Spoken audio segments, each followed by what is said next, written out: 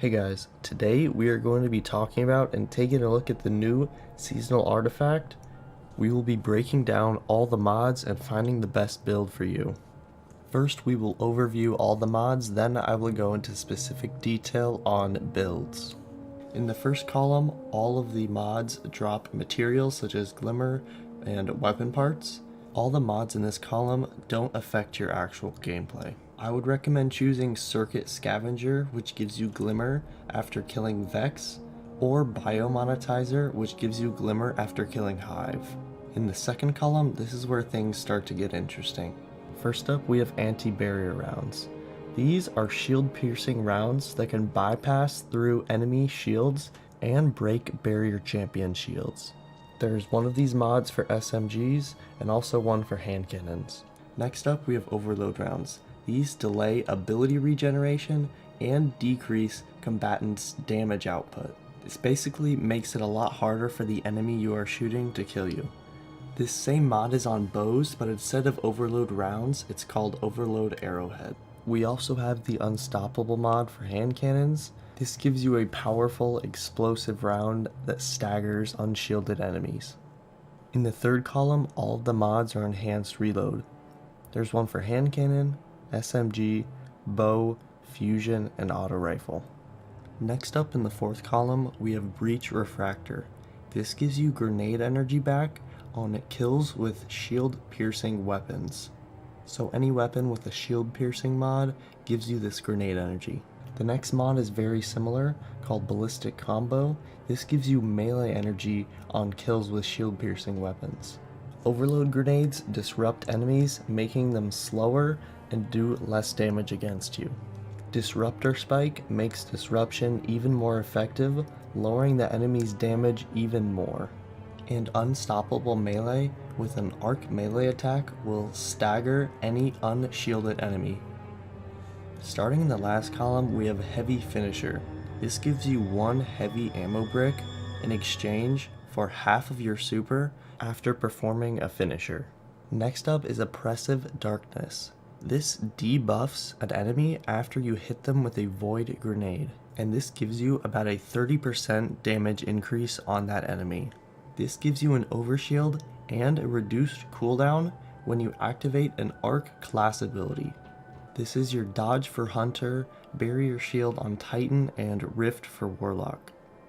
Thunder Coil gives you bonus damage for all arc melee abilities, and it refunds you some super energy on a finisher final blow. This mod increases your melee damage by about 50%. And for the last mod, From the Depths, you get bonus void super damage when you cast your super while you're critically wounded. This is about a 30% buff. Now we can get into the builds.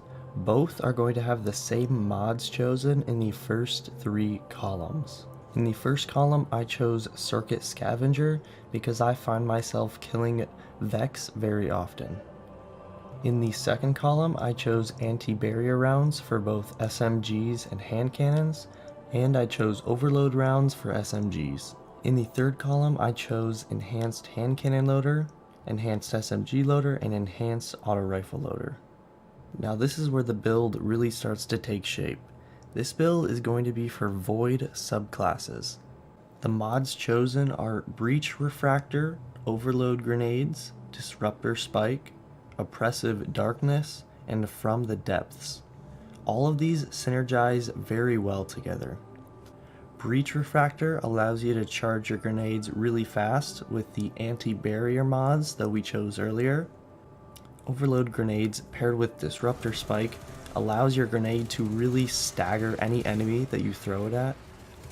Oppressive darkness causes that grenade to weaken the enemy, allowing you to do more damage. And From the Depths allows your super to do 30% more damage. This is a build for anyone who is void subclass focused. Next, we will be looking at a build more focused on arc subclass.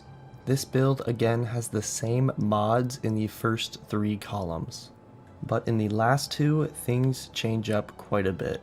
The first mod is Breach Refractor.